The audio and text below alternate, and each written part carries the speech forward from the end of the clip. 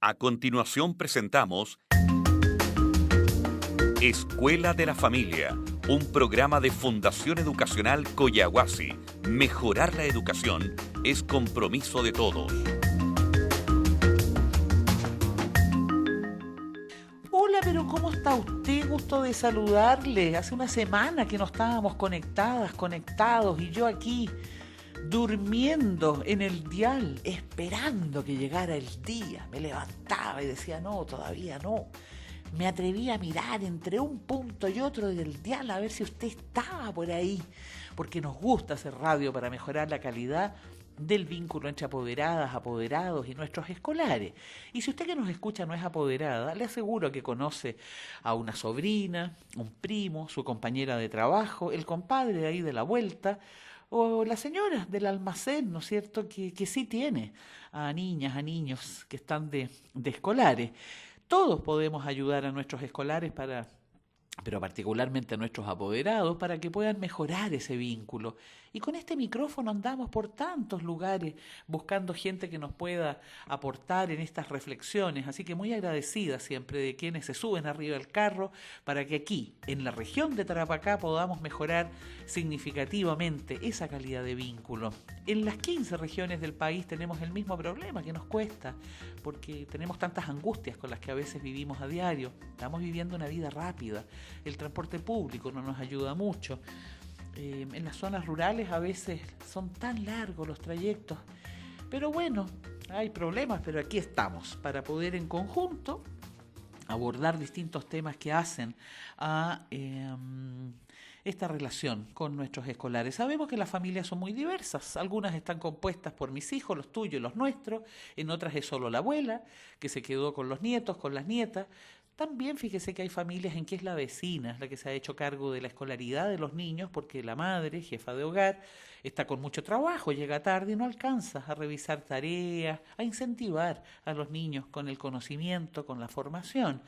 Hay tantas familias, ¿eh? Algunas que viven de allegados y bajo un mismo techo, hay varios papás, hay varias mamás, en fin.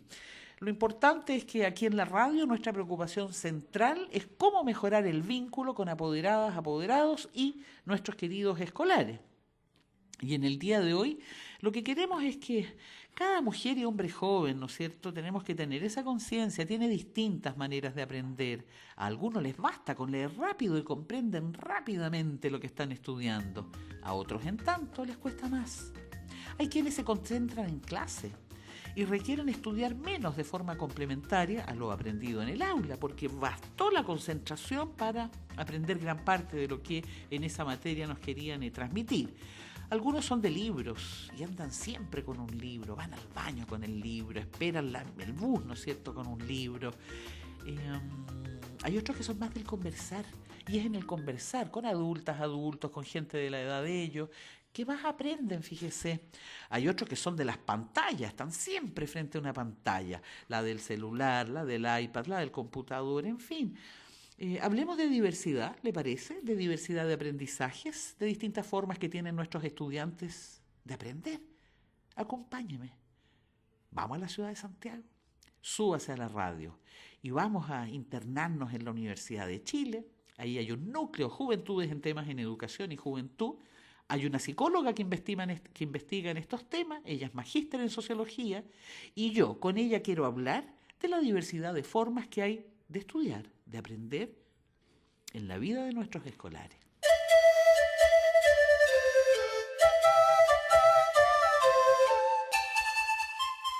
Estamos con doña Paulina Castillo Enríquez. Aquí circula gente, así que si usted escucha bulla, de hecho no es lo mismo que estar en nuestra querida radio en directo junto a usted, pero no importa. Aquí lo que importa son ustedes, nuestros apoderados. Paulina, muchas gracias por habernos permitido ingresar aquí a su lugar de trabajo y transformar este en un estudio de radio. Muchas gracias, Paulina. Parece que usted y yo nos vamos acostumbrando a hacer radio juntas, ¿o no? Porque la hemos tenido en nuestros programas. Sí, buenos días. Bueno, saludo a todos los padres y madres. Nos hemos encontrado en algunos temas, así que muy contenta de estar colaborando a pensar en estos temas que son tan importantes para acompañar a los estudiantes. Paulina, tú investigas en estos temas, ¿no es cierto?, de educación y juventud. ¿Qué significa que investigues? ¿Que vas a terreno, que estudias muchos libros, que buscas en el computador a mujeres y hombres como tú que investigan estos temas para saber qué es lo que ellos han investigado? ¿Vas a muchos seminarios?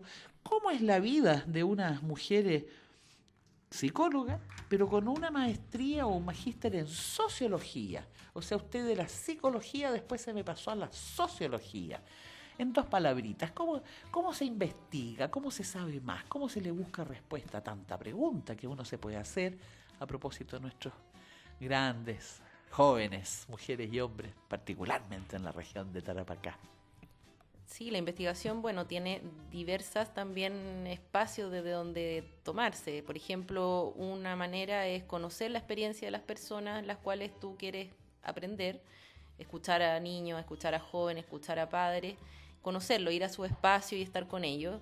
Y lo otro es también buscar mucha información de evidencia de lectura de casos nacionales, de casos internacionales, buscar datos, números, como saber cuánta gente tiene cierto tema. Entonces es bastante de estar con las personas, pero también leer y también mucho a veces libro y pantalla de computador. Es que además aprender y buscar información sobre nuestra juventud es hablar del futuro de Chile. Pero bueno, a usted le hemos pedido, Paulina, que hablemos de diversidad de formas de aprender. Y por eso preguntarte, ¿qué tantos caminos recorren nuestros escolares en sus procesos de aprendizaje? ¿Todos aprenden de la misma manera? Algunos van por un lado, otros por otro. Hábleme de esa verdadera comuna de caminos que hay en el aprendizaje. Bueno, hay muchos caminos para poder aprender. O sea, sin duda uno aprende desde que es bebé hasta que va siendo niño, luego joven. Uno puede aprender tanto desde la experiencia, que es uno de los canales que más aporta a que las cosas queden dentro de uno, pero también hay aprendizajes más basados en la lectura, otros más en la experiencia, por ejemplo, artística. Hay gente que le gusta mucho más y aprende más rápido temas asociados a las artes, temas numéricos. De hecho, hay autores de otros países que plantean que habrían alrededor de 7 formas de aprender. Ahora, también eso se junta con que en la escuela los estudiantes, por currículum, por lo que le enseñan en cada curso, debiesen aprender ciertos temas en cierto curso. Entonces ahí es donde se va tratando de compatibilizar esos temas comunes que todos tienen que aprender con las diversas maneras que pueden tener de acercarse o de incorporar más fácilmente los aprendizajes de los estudiantes, que es un mundo, como tú planteas, pero que en la escuela se enfoca bastante en leer y escribir y los números, pero el apoyo que incluso pueden dar los padres con otras maneras de acercarse al conocimiento en la casa, conversando con otras personas, si tienen la posibilidad de ir a otros lugares, es súper interesante y es súper bueno, es propicio para que los estudiantes se motiven más con los aprendizajes también. Me comentaba una mujer que su hijo Julián había aprendido una parte importante de la geografía del planeta a través de los equipos de fútbol. Y entonces conocía los equipos de fútbol del Asia y lo buenos que eran para la técnica 1, 2 y 3, yo soy muy ignorante en eso, entonces no sé, pero me explicaba, ¿no es cierto?, que cómo ponían el zapato, desde dónde respondían el gol, en fin. Y como conocía los clubes, conocía las banderas de esos países, conocía la capital de esos países, se iba entusiasmando en algunos jugadores y entonces sabía que ese jugador no era de la capital, sino que de una región, y entonces conoció mucho de países árabes y las distintas regiones que lo componen. Entonces me decía esa madre, yo me impacté cuando de pronto me di cuenta que mi hijo a través del fútbol había adquirido una cultura internacional impresionante. Me decía que ella incluso tenía dificultad de entender la idea de continente, pero que su hijo le había explicado que el planeta tenía 5 continentes y que del continente europeo los mejores para la pelota era este, el otro, pero en el África es distinto porque juegan de otra manera. Sin embargo, hay algunos que ya han trascendido escenarios internacionales. Y entonces me decía, de pronto me di cuenta que a través del fútbol mi niño Julián había aprendido del planeta. Y ahí me sentí mal, me dijo ella, porque yo lo miraba tan a huevo a mi cabro, con este tema de la pelotita que ya me tenía chata. Sin embargo, el fútbol fue el que le abrió el mundo a ese niño. Bueno, en ese caso es súper interesante porque a partir de la experiencia, por una parte del niño, que debe jugar fútbol sin duda y le gustaba mucho, pero también desde el gusto, o sea, el placer que te provoca algo que a ti te interesa, él comenzó a ver distintas posibilidades de acercarse y de conocer más ampliamente ese tema. O sea, ahí hay un ejemplo de cómo a veces las cosas como más experienciales, más apropiadas a lo que uno le gusta, pueden favorecer instancias de aprendizaje. Por ejemplo, en otro contexto, cuando los profesores ocupan mucho más ejemplos, más que solamente la sala de clases. Las ciencias, no sé, cuando en la cocina, la mamá está cocinando, están sucediendo millones de temas científicos que son muy interesantes como para poder generar preguntas. Y a veces, claro, cómo poder respondiendo esas preguntas si un estudiante en la casa pregunta, oye, ¿por qué el vapor se pone en la ventana? Uno tal vez no va a saber por qué, pero es una pregunta que se inicia con un interés ahí, que lo está viviendo y puede generar muchas más preguntas y cómo eso los padres tal vez ayudar a contestarlas y que lo pueden hacer buscando información, sino también en el colegio también pueden haber instancias para responderlas, pero ahí hay como ese tema de diversidad de aprendizaje que no tan solo se da leyendo. O sea. Claro, incluso me decían que en la Argentina tenían muy claro el tema del agua, cómo hervía, ¿no? Y a qué cantidad de grados hervía por todo el cuento con el mate. Pero resulta que en muchas partes toman mate, pero no en todas partes está la pregunta por el mate. ¿De dónde viene la hierba? ¿Quiénes la producen? ¿Cuánto tiempo necesita estar en la tierra para que emerja la hierba? El agua que ocupamos para el mate. ¿De dónde viene el agua? ¿Cómo se procesa? Hay gente que es buenaza para la pregunta y eso nos lleva a buscar las respuestas.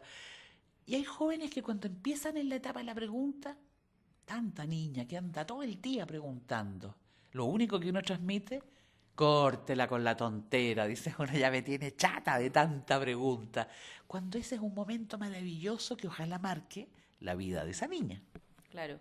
Bueno, desde pequeño los niños a los 3, 4 años siempre andan preguntando mucho, no sé, yo creo que a la mayoría de los papás y mamás le ha pasado eso, y ese es un momento súper inicial del aprendizaje y fundamental, o sea, el poder preguntar.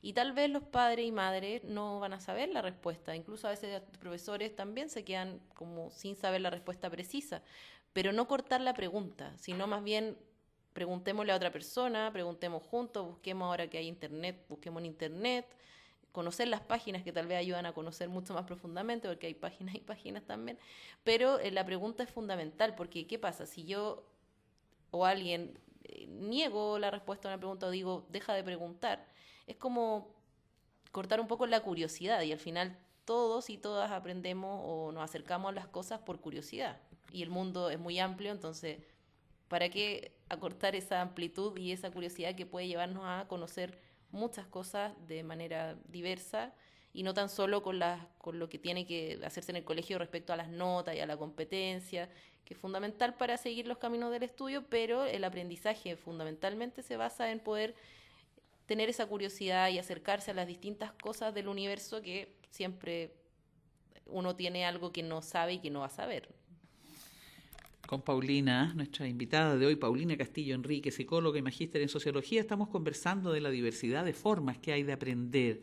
Y esto lo queremos hacer para que usted y yo, apoderadas, podamos mejorar esa calidad de vínculo con nuestros hijos e hijas y empezar a observar cómo aprende más mi niña, cómo aprende más mi niño, cómo le puedo ayudar yo. Porque a veces tenemos poquito tiempo, entonces solo sale la demanda. ¿Estudiaste? ¿Tienen las tareas listas? ¿Dónde están los cuadernos? A ver, ¿y los lápices? A veces entramos un poquito en ese rol sin detenernos primero a observar cuál es la mejor forma de mi niña, de mi niño, para aprender. Porque fíjate, Paulina, que algunos estudiantes les gusta más estudiar en equipo. Siempre tienen que estar con la compañera, el compañero, con el flaco de la vuelta ahí, que caramba, que es bueno para tal o cual materia. Y hay otros, en cambio, que no logran estudiar en colectivo. Tienen que hacerlo siempre solas, siempre solos. Sí, o sea, ahí también las formas de aprendizaje se vinculan demasiado con distintos aspectos, la personalidad, la familia. Si un niño desde pequeño ha estado acostumbrado a juntarse, no sé, con sus hermanos, sus primos, posiblemente va a tener esa iniciativa de aprender con otros. Y si en el colegio consigue buenos amigos también.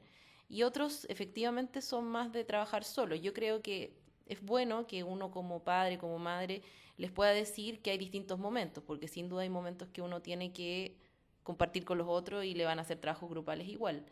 Pero si a un estudiante le es más fácil aprender en grupo, sin duda no poner problemas cuando quiera juntarse con el compañero, la compañera, y en el caso de que uno pueda aprender más solito, o sea, dejarle su espacio si es posible para eso y plantearle que en alguna ocasión igual va a tener que juntarse con compañeros, es parte de la vida, pero sin duda lo que tú planteas, o sea, hay personas más colectivas y otras que se concentran mejor solos, porque si están con muchas personas no se concentran.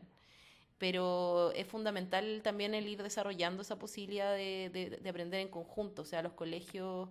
Actualmente hay muchas iniciativas de que trabajen con compañeros distintos, de que se mezclen compañeros que les va súper bien, con otros que no tanto, porque eso es fundamental. Los pares no están con un peso como de la autoridad, de quien te pone nota, de quien te reta, sino que son los pares. Entonces tienen otras maneras de comunicarse, se ponen ellos mismos ejemplos. Es súper valioso el trabajo de colaboración con otros. Entonces es súper bueno que desde la familia se pueda fomentar y desde el colegio también.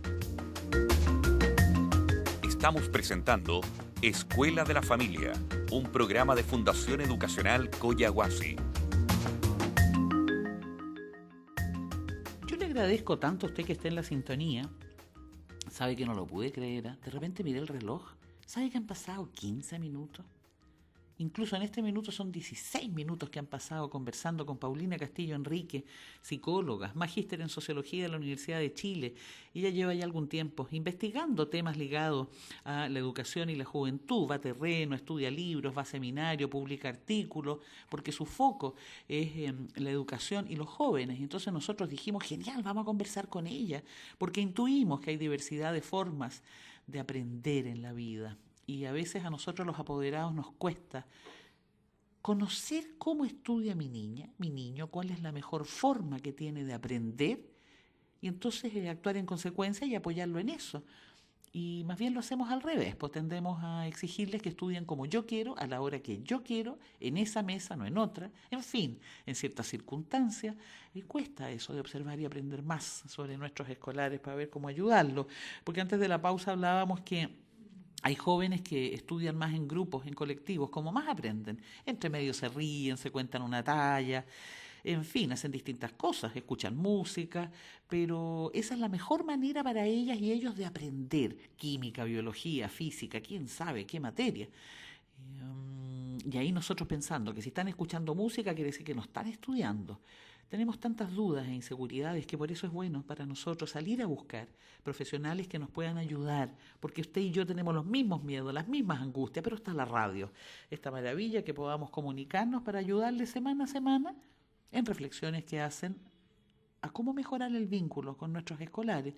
Antes de la pausa hablábamos que algunos jóvenes estudian mejor en equipo, Paulina, pero ahora te quiero mostrar otra área porque hay quienes a corta edad muestran rasgos muy sólidos de competencia. Esa presión por siempre ser el mejor o la mejor del curso, están siempre compitiendo. Algunos tienen muchas influencias de sus hogares, que les importa más que sea la mejor del curso a que sea una niña integral, que aprende, que se alegra, en fin, que aprende trabajo colectivo. Digo, esa cosa de estarse comparando permanentemente. ¿Qué ves tú en eso?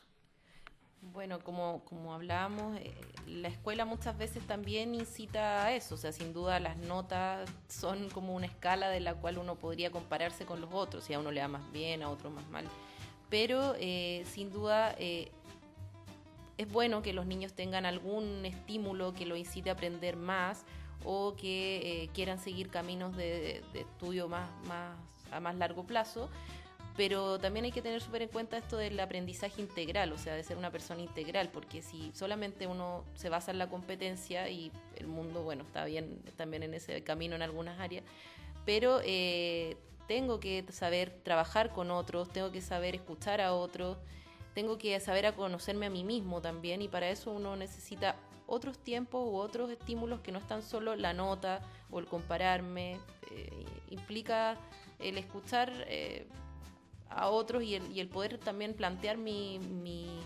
dudas, mis no saberes.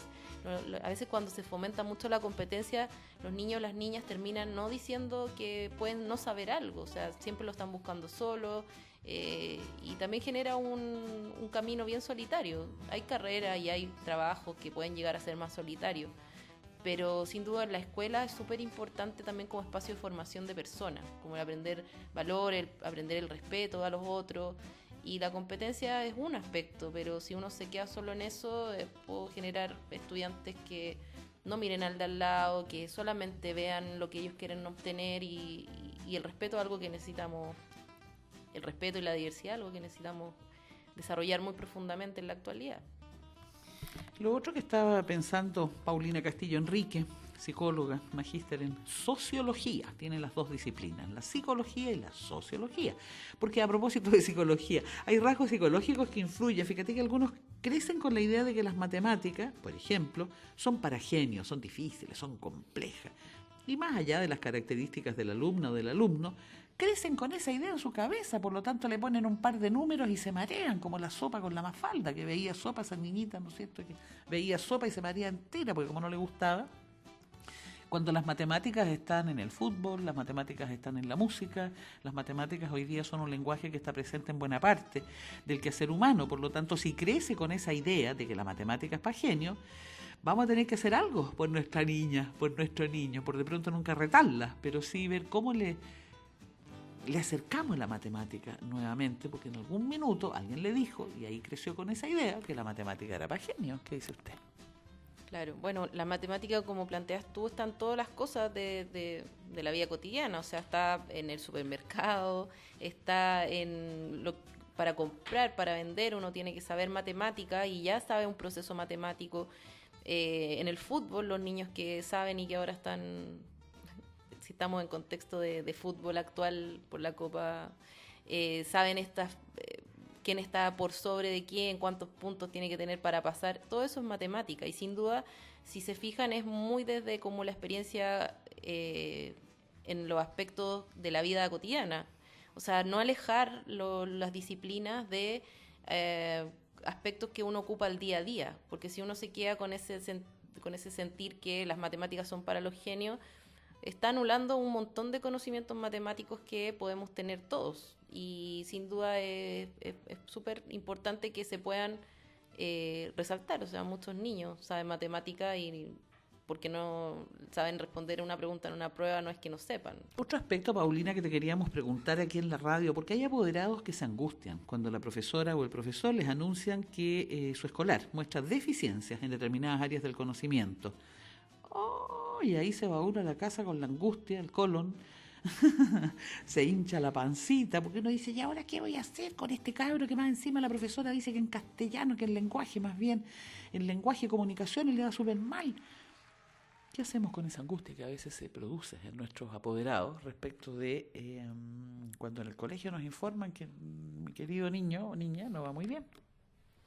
Bueno, el colegio, como ya hemos dicho hartas veces, implica notas, implica evaluaciones, implica que quizá a uno le va mejor que otro, pero para los padres es súper bueno que ellos sepan que, aunque les puedan decir que tal vez su hijo tiene alguna dificultad o alguna falta de desarrollo en algún aspecto, también siempre tener en consideración que este hijo, hija, es un estudiante integral, no es que porque le dicen que en algún aspecto le va más o menos, todo sea más o menos, o si está fallando en algo o no le está yendo bien en algo, que todo el estudiante sea como mal evaluado. Pasa mucho que a los padres les dicen eso y se sienten como que, claro, se les cae el mundo porque mi hijo no es tan bueno como otro para algo, pero es fundamental que los padres tengan consideración que su hijo o hija es una persona integral y tal vez no le va muy bien en las matemáticas o es un poquito que de repente su atención se va para un lado y para otro,